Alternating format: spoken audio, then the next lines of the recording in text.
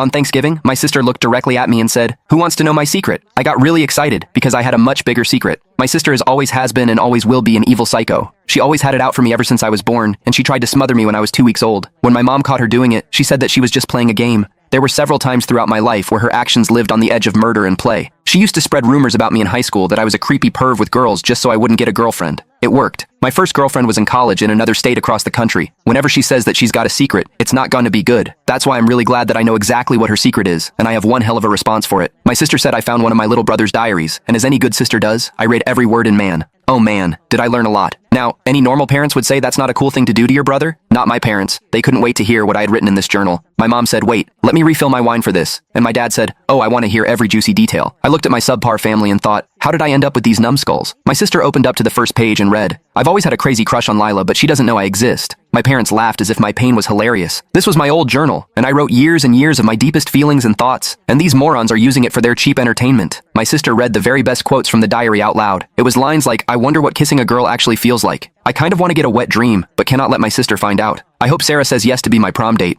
Sarah called me a perverted loser. That one hurt to hear out loud because it wasn't even close to the truth. My dick-wanking parents and evil tea of a sister laughed so hard that my mom snorted wine out of her nose, and my dad laughed so hard that a fart split his pants. I had enough of hearing my middle school and high school memories of pain. It was time to get to the heart of the mez. I said, "Why don't you flip through to the very last page, SI?" She did, and found a closed envelope that was taped to the page. I said you should open that up and read it out loud. My sister was curious, and my parents were still laughing at my expense. My sister opened it up and said, "This is a DNA test." The air in the room got sucked out quickly. Stopped, especially from my mom. My sister read a name from the envelope, Jack Burns. "Who's that?" I chimed in after my parents stayed eerily quiet. I said, "I'm so glad you asked, C-Wise, or should I call you adopted sis?" That's when my mom's eyeballs bulged so far out of her skull she became a Looney Tunes character. I continued, "Jack Burns is your real father? Mom cheated on dad exactly 23 years ago. Part about this is me realizing right now that dad didn't know my dad's rage was indescribable. My mom's face was ghostly white, and the mixture of sadness and confusion, and my evil beach twat turd sister's face was pure joy. My dad finally turned and asked my mom, "Is this true?" My mom's tears told him what he needed to know, as she stayed eerily quiet. Everything my sister thought she knew about her life was completely shaken. She said, "How could you? How could you hurt us like this?" I responded, "This is nothing compared to what you've all done to me my entire life. I mean, you're lucky that I didn't become a serial killer." There was a knock at the door, lit up, and said, "And by the way, your bio dad flew all the way from Texas to join us for Turkey Day. Who's excited to meet him?"